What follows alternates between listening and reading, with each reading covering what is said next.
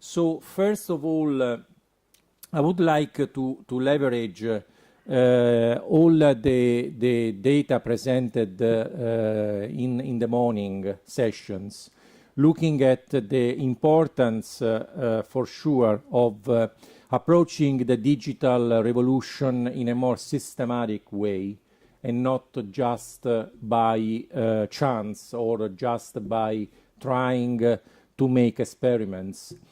And the first important message that came from this morning was also the importance to design a real corporate strategy that is in line with the institutions, is in line with the guidelines in this sector, and is also in line with the value proposition of the company itself, probably. So the first frame that I wanted to face is looking at the European citizenship and the fact that we are all part of this big bucket before becoming patients or experts in some way. What are the healthcare challenges that we have in front of us when we talk about, for example, mobile health? The current issues as related with the control of tools, as related of confidentiality, privacy. I mean, all these different type of stimulating tools are going to impact dramatically on our side, on our daily life. So, and I know that there are also some companies working closely or even more closely than others at the European Commission level on that side. So what are the future prospects for the changes of our daily life as a European citizen? This is the question that I wanted to raise first with you, Dr. Zigalbis. So how do you see the European citizen in 5 or 10 years from now? I'll use a word which threatens to become cliche, but it's one that we really do believe in, and that's that the citizen is empowered. So not so much that the tools are changing the way that the citizen lives, but the tools help the citizen live the way that he or she wants to live. And so, I mean, most people do want to live longer in a healthier way, in an active way, and also have less costs, and if they do have a health issue, spend less time in queues at the doctors. So ideally, utilizing the apps, the mobile technologies, I mean, I hesitate sometimes as well to use win-win because it's often a trade-off. But I mean, with proper change management, with proper reform of both the way that public healthcare systems deliver care and also public-private partnerships in a lot of areas, the mobile technologies can enable citizens both to realize the prevention agenda, also when they do have an issue, to see when they need to see a doctor or a nurse, when they don't, when there's follow-up, when this can be done, obviously, and take the opportunity to answer one of the concerns that was issued in full respect of their privacy and also of the security of their data. That is something that we're very concerned about. When we do talk about big data, it should be anonymized or pseudonymized. And also when data is in the cloud, again, it should be secured. So again, helping people do what they more or less want to do anyway. I would also have the perspective of Michele Pastore from Samsung, because on the other side of the institution, I see you as a company developed in this regard your active presence in this contest. So it is just a matter of lobbying, or it is just, or you are really working like other developers probably in this arena, and what is your strategic thinking, apart from business return, of course, but what is your view on the side of the European citizens? Sure. Well, thank you for this question. Well, let me start with saying that we do share the perspective of the European Commission on that point. The future of healthcare, mobile health or e-health more generally, is about empowering individuals. is about making the individual, the users in this case, if you want to use a more technical terminology, the user at the center of the delivery of healthcare, empowering them in the sense of being able to monitor their health status over the day, constantly, and to feedback inputs to their own GPs, physicians, in general. So that's the aim, and that's where we're moving. That's the great thing about the digital revolution. It's not only in healthcare, it is in many fields. But in healthcare has a very sound relevance. Now, in terms of the activities that we do in Brussels and in Europe in general, also vis-à-vis the member states, there are, of course, some challenges we need to tackle, to face. Trust and security are definitely one of those, but it's not only that. If I can take a step back and speak about the business perspective, when placing a product on the market, the most important thing from a business perspective is certainty. So we must be sure, as a business, that what we are putting on the market is compliance with the existing regulation, provisions, norms. We are in a situation right now where, when it comes to mobile health, this is not exactly clear. What I'm referring to is the notion of medical device and the difference with lifestyle well-being mobile health application. So this is something we are trying to tackle in our debate, dialogue with European institutions. There are several tools to do that. As we speak, there is a revision which is almost concluded of the medical device regulation, but there are also some additional tools which allow a shorter time of adaptation of the regulatory environment, such things as code of conduct that we are actually developing when it comes to privacy and security. But in general, is of course not only a matter of advocacy or a matter of lobbying. This is the centerpiece of placing a product on the market, and there must be this constant dialogue in between the regulatory part, the institutions, the regulators, and the business and the civil society, which is a very important element. So when developing these tools, as this code of conduct, which I believe Patrice mentioned this morning, we have a strong partnership not only with the European Commission, in general the European institutions, but also with the civil societies. We try to involve all the actors potentially interested in the matter by consulting them, by putting out there publicly the draft we have produced and receiving comments from them. As a very short question, did you make the same for other products of your company, like electronics, code of conduct for electronics, or it is just unique for healthcare? Oh, well, there are different, but it's not Samsung doing the code of conduct, it's rather the European industry as such, along with, again, the civil society and the European institution to look into this kind of alternative measures. There are code of conduct, code of conduct in a developing phase out there, like one on cloud computing, which is a totally different topic, still related. And you are working on that as well? We are working on that as well. So it is consistent in terms of company strategy, so that was my guess. Other comments and eventually questions. There is also a microphone on the other table. Yes, I have one question, if questions from panelists are allowed. Please, short questions and short answers. Speaking to both of you, so the business and the institutions, what's your view? Do you believe that the new data privacy directive is going to facilitate this process? You were saying uncertainty for business is a very bad issue, it's a showstopper. So having uniformity in European Union in terms of defining what really data privacy is it going to help? Can I go start? Okay. Well, absolutely, absolutely yes. The GDPR has been widely debated for the last 4 or 5 years, from even before, from the time that the debate started to the time we are now, where we are actually living next week. Should be, this week, right? Should be, next week should be voted in any case. Absolutely yes, and that's really the aim of the GDPR, to cast more light on the provision regulating privacy. There is a consolidation also of some governing body within the system of GDPR, which is very much welcome from that point of view.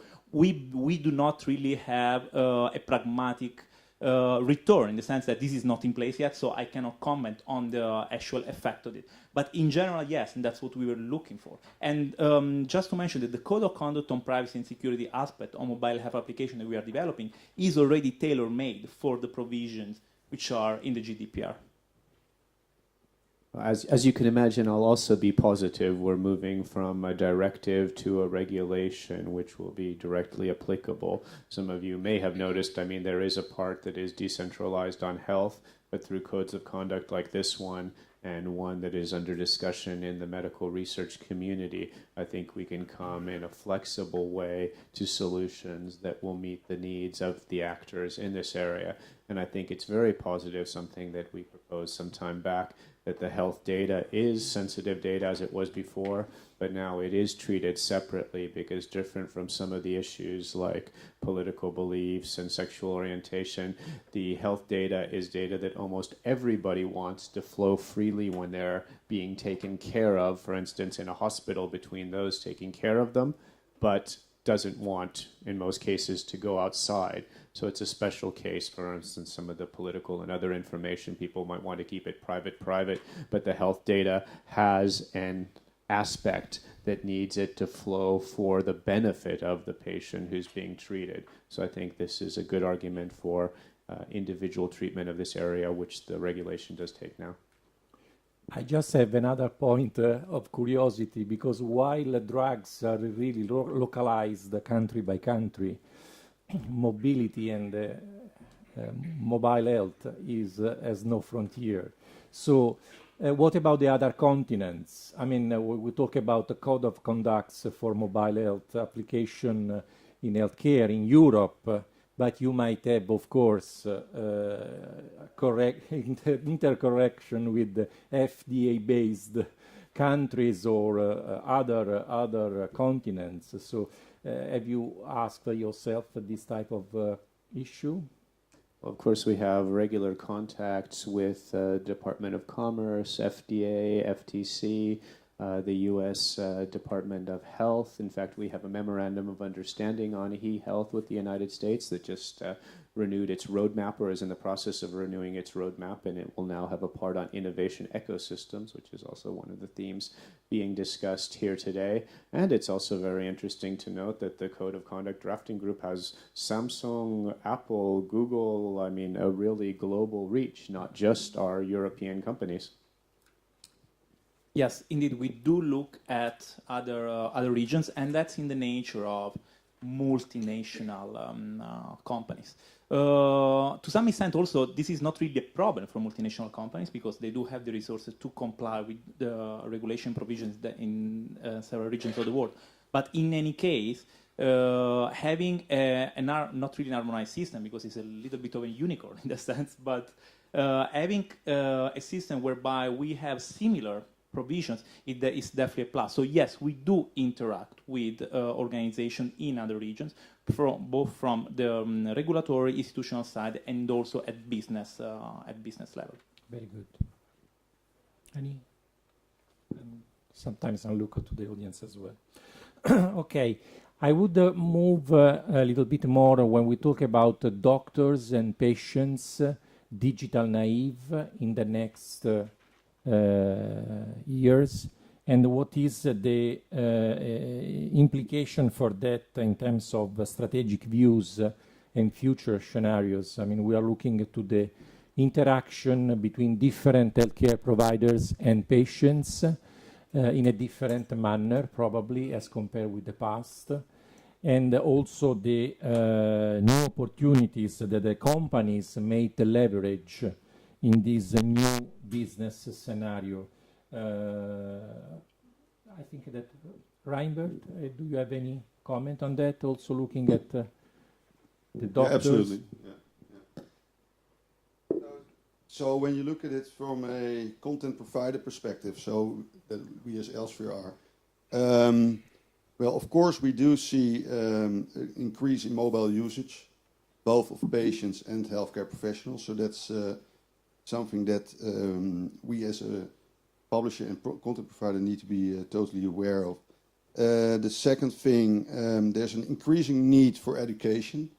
in the online space. We touched already CME accreditation, also non-accredited continuing medical education. We see a real increasing need for. What we see as well is that the content that we provide to healthcare professionals, the old-fashioned way that we are providing PDFs of articles, is not sufficient anymore. There's real need for additional modules that need to be added to the articles, for example, so to the content types that we make available to healthcare professionals. So we see already, we call it Article of the Future, for example. That's a development internally in Elsevier, where we add all types of different types of content in any format. So it's really irrelevant what that kind of technology we use or what the user is using. So we really make it irrelevant from that.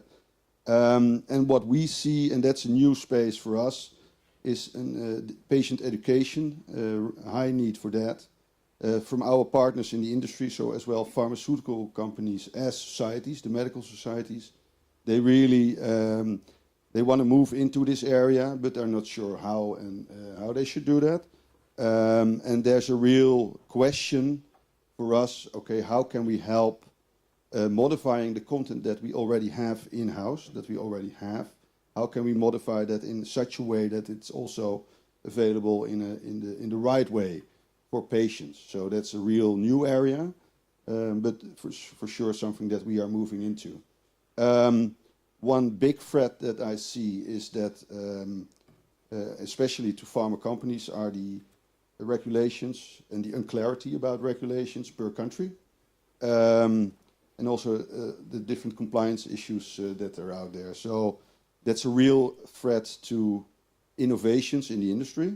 So so if it's not clear whether something can be used in social media or whether something can be added to existing service or product that we are providing, that gives a lot of unclarity. We notice in the pharmaceutical world. So that's a big question mark from our end. I think for compliance and the legal rules, we will have also, after this roundtable, more clarity from the presentation of our legal advisor. But I think that this is something that it's worthwhile to be pointed out. Okay. I just wanted to also ask Riccardo Marquez from Takeda, as an example of how you are leveraging also doctors and patients' new levers in the marketplace. You will show us later on a concrete case study and example or how you are working on that. But I just wanted to get your insight in terms of what is your approach in looking at these new business opportunities. Thanks for the question.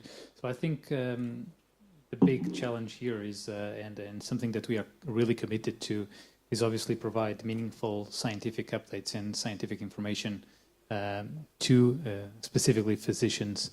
Obviously, when we talk about patients, this is where some question marks arise, and obviously, if there is unclarity, this can become, to your point, can become obviously a showstopper.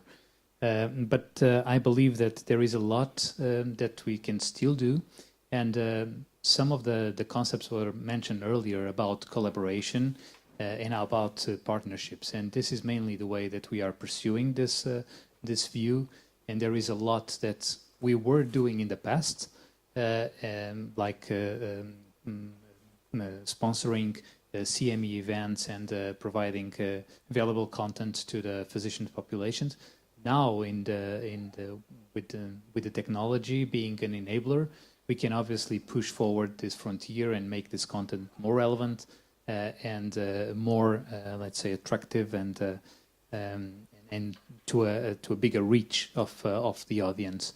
So this is a way that we are exploring this avenue. But most of the times, and I will say almost all the times, working in partnership with patient associations, scientific societies, in a way to provide really the best content and the latest updates to the scientific community. Yeah. Any comment? No, I see. No, I think that this is something important to know, because people are always looking for information on how to, you know, and that's why the success of YouTube, not the theory, but in practice, how the people are really solving some common problems, you know. So in this regard, I wanted to involve Guy Eiferman, which is Senior Vice President at Merck, that was a pioneer over the last years inside a big company to promote a step forward in moving from conventional marketing or conventional offer as a big pharma company in other new territories that are strictly related with what we discussed this morning. So I just wanted to get you your opinion on this type of roadmap that you personally made, convincing the top management of a big company to do something different, probably, as in the past. I think the convincing argument went from the IT industry, and it's the old story of IBM going bankrupt and deciding to go beyond its products to stay relevant to its customers. And the analogy with Big Pharma is pretty obvious, that we are proud to develop new solutions, new therapeutic solutions. We believe it has value, great value for patients and great value for society. But unfortunately, it's very hard to demonstrate in real world. And so we had the idea of creating a separate company, still part of the Merck & Co. group, but separate from the branded pharmaceuticals and vaccine that we are selling. So we are a business of Merck, but separate from the drugs, if you want, to leverage our know-how and our resources and our customer relationship to invent and commercialize services to payers and hospitals and any stakeholder who has an interest in providing better care and, if possible, with better efficiency. And so one of the ideas was, for example, what Ragnar presented, to take one internal capability of Merck, the Univadis platform that we had created internally, and to merge that with another company we acquired, which was monetizing digital engagement of doctors. So we have now with Aptus a global player in engaging doctors, which we think is absolutely fundamental for any adherence program or continuous medical education or clinical decision support system that you want to implement. We have some other businesses, in particular in the US, and I may say a word on Europe, with engaging patients through call centers or other multi-channel activities. We have a company which is providing to hospitals point-of-care clinical decision support system and change management for better management of infection and antibiotics, because resistance to antibiotics is a big issue, and the Obamacare has introduced some financial incentives for hospitals to be incentivized to do a better job in their management of infection and antibiotics. So they are turning to private companies to help them to do a better job there. A lot of things happening in the US because of the framework of aligned incentives. Some things happening in the UK, very little happening in the rest of Europe, where there are a number of experiments, number of pilots, number of isolated examples, but still very traditional in terms of digital marketing, rather than leveraging, as the EU Commission is recommending, leveraging mHealth to improve patient care and improve efficiencies.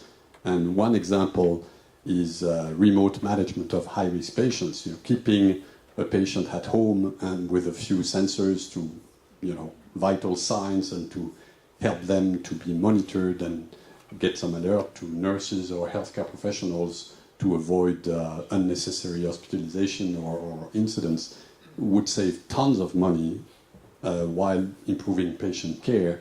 But the business models and the alignments of incentives and the policy shaping is not there. Technology is easy. But really the problem of Europe is policy, business models, fragmentation, and it's going to take a long time, and therefore working with the policymaker is absolutely critical. I think that this is another double check on the fact that we are full of technology, new technology.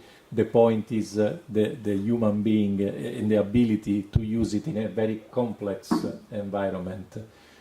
So I think that you touched an important point about the willingness of the companies and the level of conviction of the companies to open new avenues, even in this digital jungle, as Ragnar mentioned before. So, I mean, the choice of this company in this case has been very clear. I mean, opening a new work streams where the delivery of new services and new value proposition directly to the patient and for the better care of the patients, of the future patients, is going to generate an added value or a win-win situation for all the stakeholders involved.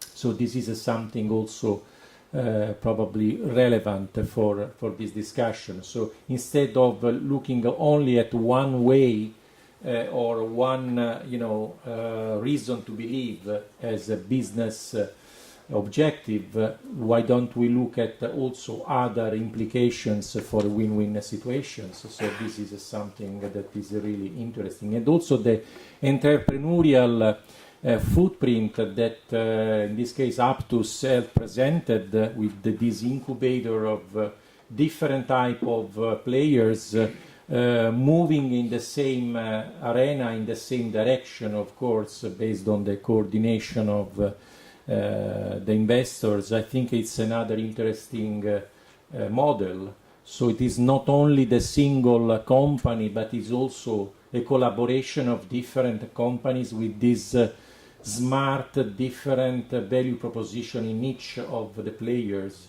So you don't have to have everything in-house, but you might develop a more, collaborative model, which is in line with the issue of cloud cooperative models, for example. So I think that this is a way to manage complexity in a more efficient way. Other question from the audience or any remark? Okay. No, I also wanted to touch and come into this area of platforms and digital platforms that many companies are working on. And of course, this is another sensitive area of discussion and investment, because in a world that is changing so rapidly, any type of platform risks to be out of fashion after just a few months. So I wanted to involve Maurizio from Giraudo from Accenture, how you are looking for in terms of also approaching and recommending your clients in this type of issue, how to deal with digital platforms for digital marketing activities, and how you are operating in this sector. Thank you for the question. This is very clear to me. So based on our experience currently, we do see the main challenge in the digital healthcare is now the holistic approach. So I heard a term which I like very much, which is the ecosystem. So the true challenge is here creating the ecosystems. So we have heard in this morning, in the different contribution from the different stakeholders, how many different angles this topic could embrace. So a spot digital project, it's destined to fail if it is looking at one product only, since probably the return of an investment in being digital for one product may not be the right choice, of course. But what's then holistic? It's everything. So the right balance in considering the patient as the center of the digital disruption since, as we understood, we have an aging population, especially in Europe, which is expected to enter the chronic diseases, probably the most expensive ones in Europe, but worldwide, I think. It's the key to start listening to what is demanding for. So the patient is demanding to be informed, to be engaged, to be monitored, to be included in a pattern which is not only happening at the time when he is facing a physician, right? So holistically is also considering the different actors that should be considered in a digital project. So digital healthcare for us should be considered in three main measures that should be analyzed. So the pathways, the way a patient or a future patient will face healthcare issues or healthcare topics, the care of the management of the care. So how manage the cares, how manage the diagnose phase, how manage the monitor phase, how to stay adherent to what has been diagnosed and the therapy that has been identified. And then the customer engagement. So keep the patient engaged even after the diagnosis, even after the treatment. So how many times the patient is got monitored. So the digital disruption is truly a disruption if you are not able to approach digital healthcare holistically. Okay. I just wanted to emphasize this aspect related with the more attention to the patient rather than to the disease, which to me it's an important shift in this regard. So talking about your holistic approach suggestion, no? And the possibility to offer really effective services tailor-made for the patient, for that patient that might have multiple conditions or also multi-therapy options. And so this is to me also a new additional frontier, and I wanted to ask Ragnar if you are also moving in this complexity of having the patient with the multiple diseases at the same time.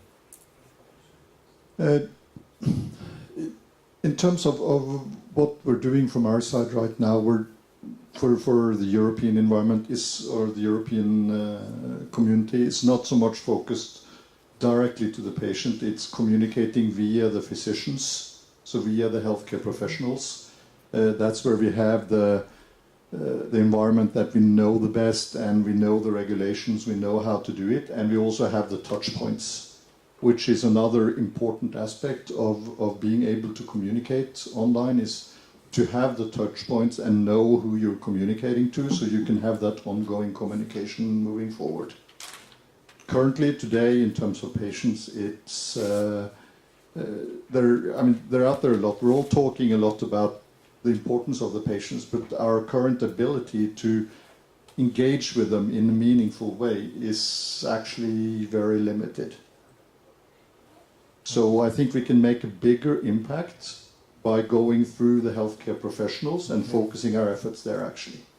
In this regard, are you looking at different dimensions in the healthcare provider sector? I mean, scientific associations, top scientific leaders. I mean, you are in some way different strategies for this target. Yeah. So it's probably not being directly pharma as we are now. It may be easier to work with associations, with scientific leaders, etc., to develop the right solutions. What we also can do in terms of patients is to help develop solutions for the HCPs that they can use with the patients again. Mm-hmm. So I know there is something within the MSD community called DocVadis, which some of the countries are using, which is an offer to the healthcare professionals in terms of providing patient information, patient education, etc. But it's always done via the healthcare professional. Yeah. in the way, because then you have control of it and you can act in partnership with the healthcare professionals rather than going directly out to. But also, to the this is patients related itself. with the previous comment from Guy about the hospital organization, Yes. probably, Yeah. right? So Yeah. you are also supporting hospital organizations, academy, and whatever in this Yes, regard. so in many of the countries we are working with I mentioned the CCGs in the UK as an example under NHS. We are working with the national medical associations. If you look at Portugal, you look at Brazil, etc. as examples. In Russia, it's even one step higher. Russia and China, it's even one step higher. We're working with the Ministry of Health. So for Russia overall, in terms of continuous medical education for their physician population. In China, it's with the region of Beijing to provide e-learning and e-CME to their physicians, etc. So there's a lot of good collaboration opportunities between us as providers and the associations and the regulators in the countries also. Are you touching in some way also payers in this regard? Yes. So the CCG NHS and the CCG is a typical example of how we work with payers as well. Yes.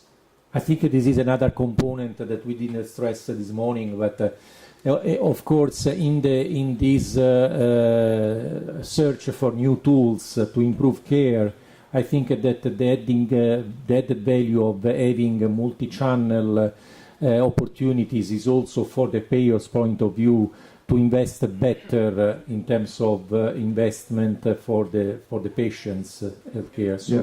This is something in terms of added value important, right? Yeah. No, it is, and in terms of probably the one of the bigger challenges is the change management process itself within the pharma companies and moving from brand centricity to customer centricity, and then customer in the broader term than either just the HCP or the patient, including the payers and everybody involved in the process, basically. So we might have another angle from Armando Inserra from EMS to understand in terms of broader approach for the different companies that you also presented as a part of this survey, how they are moving in this type of trend from brand centricity to patient or customer centricity in some way, thanks to the multi-channel. Very good question. Customer centricity is one of those mantra. It's like key account management, right? I mean, we've been hearing about it in the last 10 years, and sometimes these kind of trends are missed opportunities for pharmaceutical industry, which is an industry traditionally very slow to evolve, but now in the middle of a perfect storm, so forced to evolve at a speed which has no comparison in the past. In this sense, the digital opportunity, the multi-channel approach, is a new opportunity for pharma to really implement customer-centric approaches. So we were listening this in the words of my colleagues.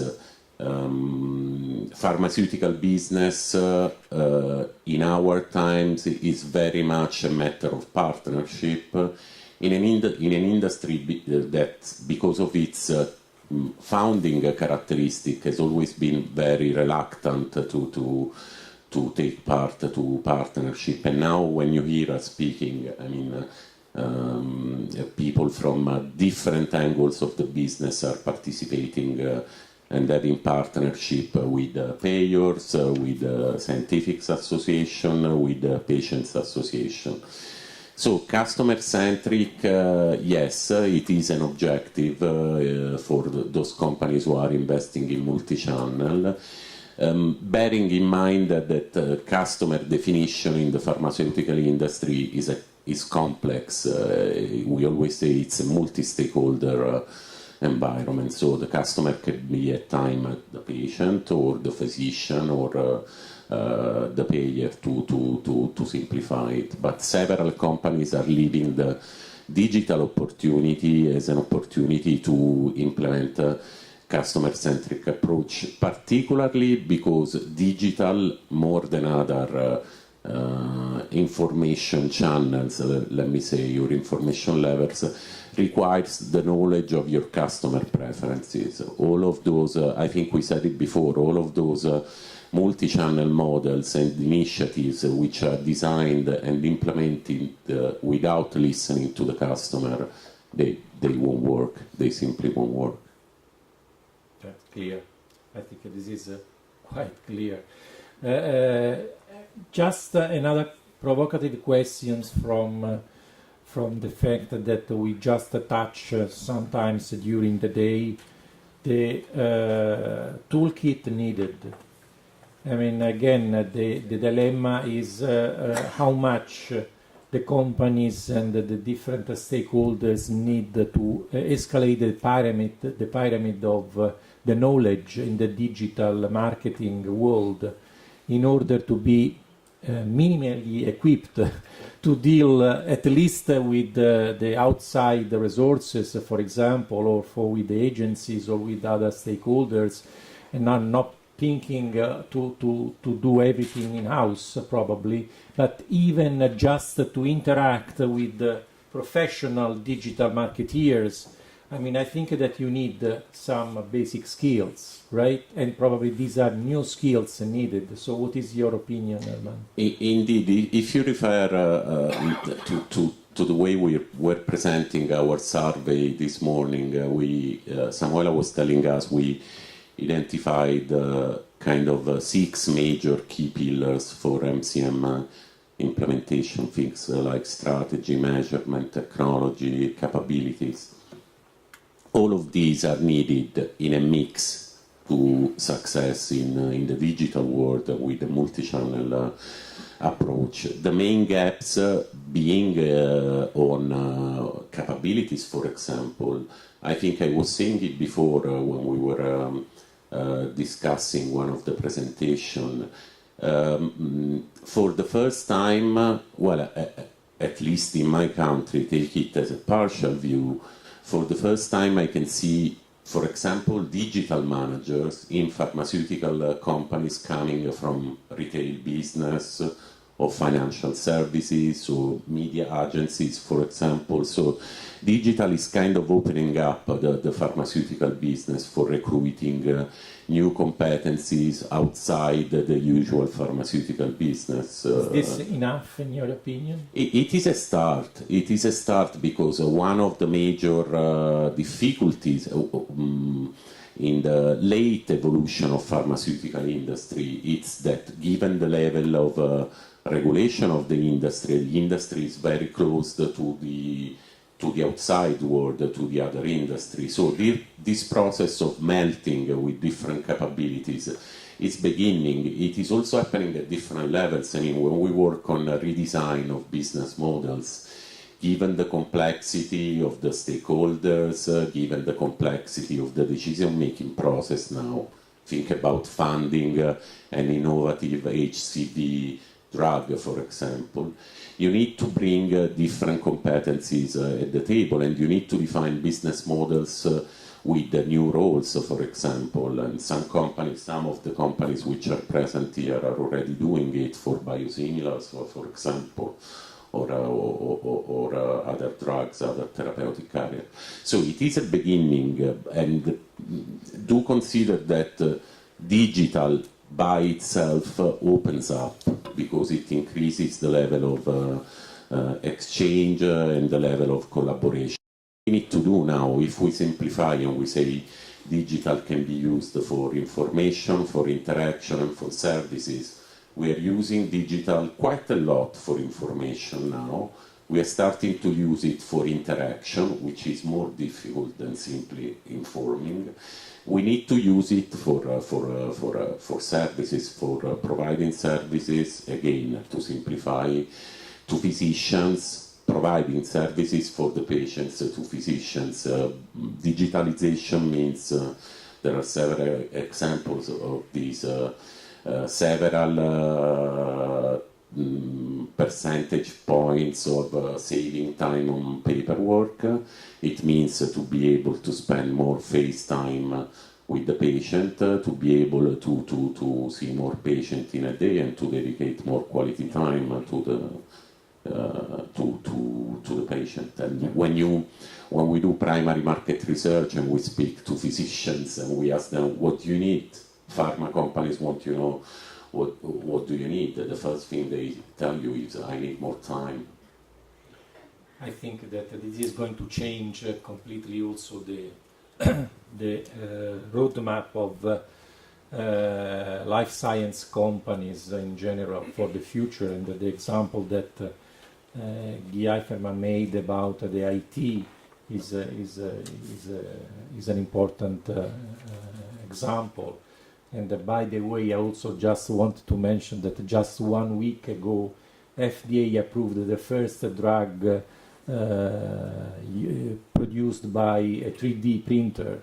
So this is something completely new again. I mean, this is an anti-psychotic drug. So, and the fact that the 3D printer is able to make different layers in a very precise way is going to change the way how they are going to produce these new medicines. We need to get ready for this. I mean, Google Car will come in a few years. Will come.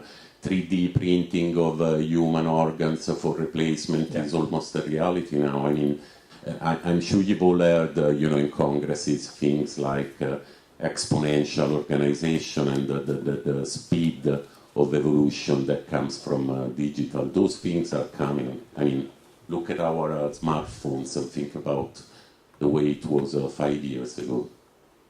And I also, from the take-home message from this morning, of course, not all that glitters is gold. And we needed to tell the difference between something which is really good at the beginning and something that is just a matter of a fashion and will not have a future. What I think is fascinating is that the possibilities are there, 3D printing and cars without drivers and new fantastic drugs and precision medicines. What is also amazing is the amount of lost opportunity for patients and waste in terms of use of resources because the basics are not covered. So I am not optimistic.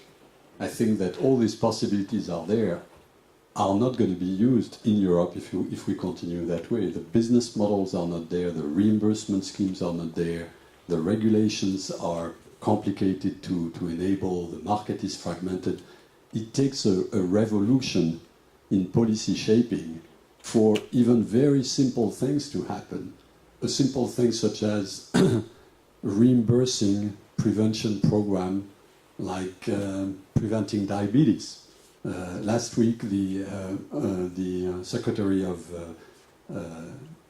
Health Services in the US, the Health Minister, announced that Medicare is going to cover diabetes prevention programs because there are now more and more data that this is cost effective.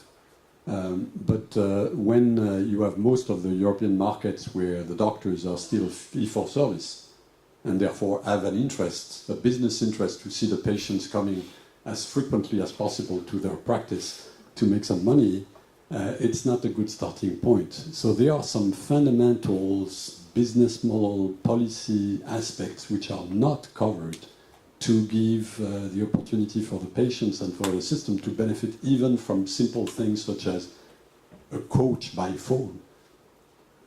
I think that it is pretty in line what we suggested this morning, that you need to have a strategy first, and then you might have technology and creativity and whatever, but it's important to use our brains in order to better orient our future choices. Excellent.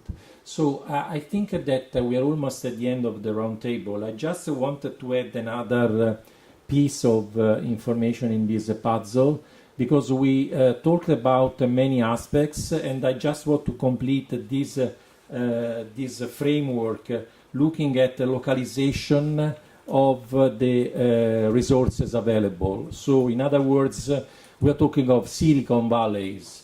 So probably we do have different Silicon Valleys around the world, even in Europe and not only in US. And the importance of having in some way being aware that there is a digital tech industry in some way concentrated in certain sub-regions or places, I think it's important to know, because they could work and help to better develop technology in the fast way. So in this regard, we have the pleasure to have with us also Ilanit Melchior, that she is the Director of Tourism in the Jerusalem Development Authority, and Israel can demonstrate that started very early, a long time ago, in this digital technology journey as a one important place to concentrate value for different industries. So I would encourage Ilanit to just comment the final slides of this roundtable. Good afternoon. Thank you for the opportunity. I don't know if I'm optimistic or pessimistic, but one thing is for sure, that it's a very challenging and there's still a lot to do in the world. So I think it's an optimistic. So the startup nation of Israel, or where Jerusalem, is a very, very optimistic story. And it's not in vain that I chose to put this picture, which I don't know if you can really see, but it's the picture of the 3,000 years of Jerusalem, but the headline is Jerusalem Startup and High-Tech Overview. And why is that? Because Jerusalem is a very old city. It's a city where, three main religions, everyone claim authority and territory on this city. But the amazing and interesting story was that under the screen for the past less than 7 years, there is an amazing emerging story of a high-tech, biotech, medical devices community. So I'm here today to share it with you.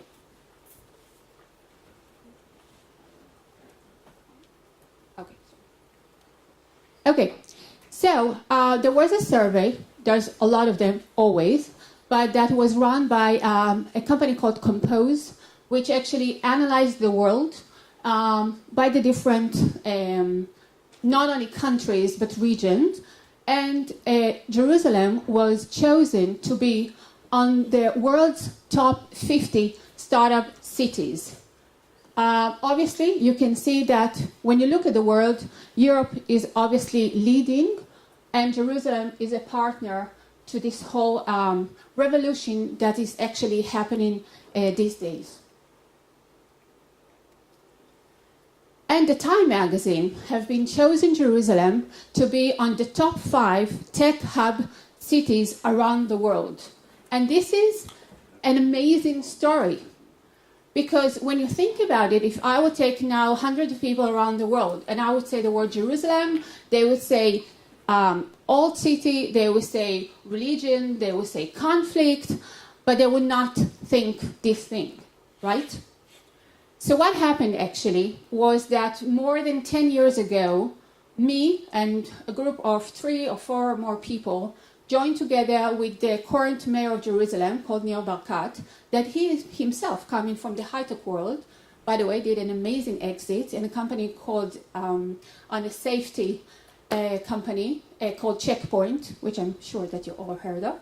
And he decided to make this very small group of people together with Professor Michael Porter that will analyze and overview the city of Jerusalem and see how can we develop the competitive advantage of the city. So what we learned was that the disadvantage of the city were actually our advantages, meaning that the fact that it was divided city in terms of the community, not geographically or politically, but from the community point of view, that there were so many people coming from so many different and countries around the world, and that we thought that it was not reflecting unity, but it was more reflecting diversity and a gap, actually became to our advantage. And suddenly we found out that under the radar, there were a lot of people that were very innovative, that they were interactive among themselves in the different communities, but actually there was no one to help to channel them. So we spoke today a lot about the ecosystem. So we helped, as a municipality, with the government of Israel, to create this, what we call the ecosystem.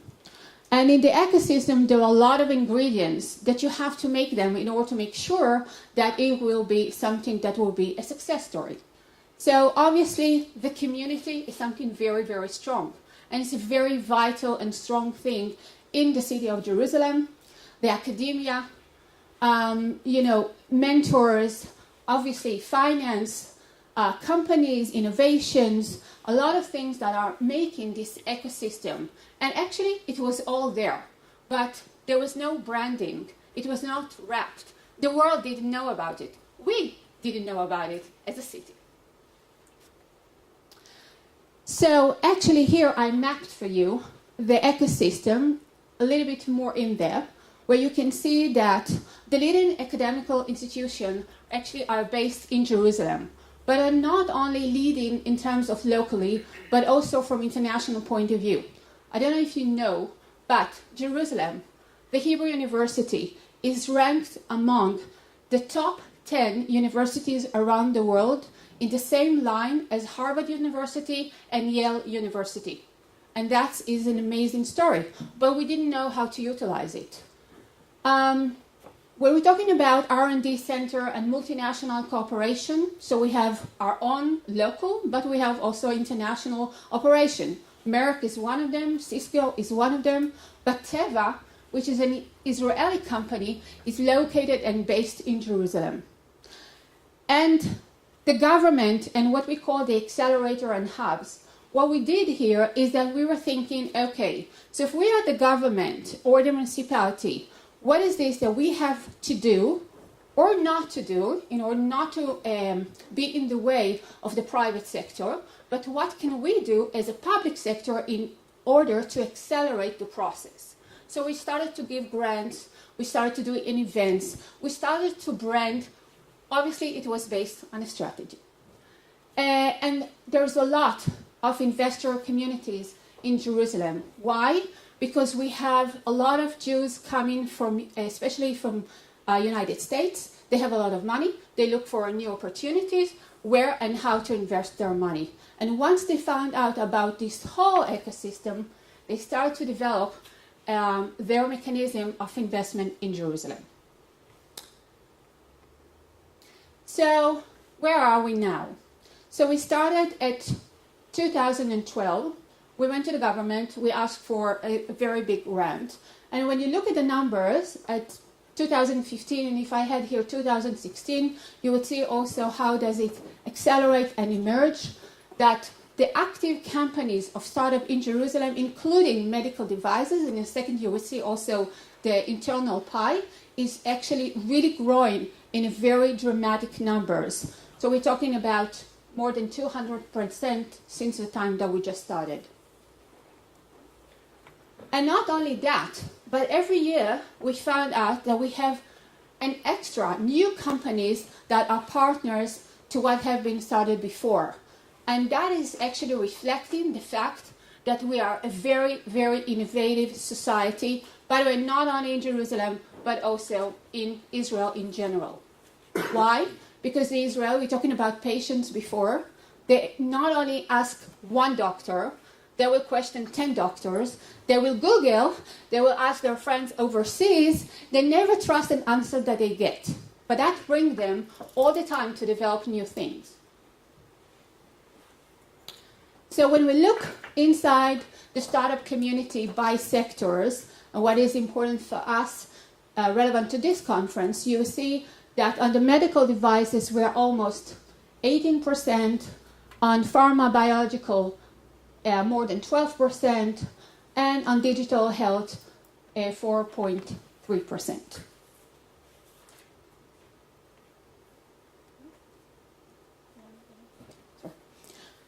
So if we will take all those numbers, We have more than, it's not 33%, it's almost 35% of the bio is actually devoted to medical devices in Jerusalem. So, this is the last slide, just to give you the Jerusalem bio-business ecosystem. So when you map Jerusalem, and this is all the companies and all the academical institutions, you would see that we have a very, very strong cluster, that there is the industry, the academia, and the and health and life science community. Because all in all those ingredients helped actually to reflect the map of the city of Jerusalem, and that you can see that there is accumulative of knowledge, know-how, the money, because you can't do without it, the support of the government and the municipality, and obviously it helped to create and to push forward the community that maybe was already there, but it was not, nobody knew about it. Not in Israel, not in Jerusalem, and definitely not in the world. So I think it's a very nice case study for a city that is emerging in a very high numbers in a very short period of time, that hopefully we will be able to share this kind of conferences together in Jerusalem. Thank you. Thank you. Thank you, Yannick. I just wanted to add this other component because it's not by chance that we are in Brussels. So I think that the place sometimes makes the difference. So in terms of added value, I think that if you have an additional component in terms of crossroads of experience, resources, interest, and science behind the projects, I think that you are in a better position than in any other place.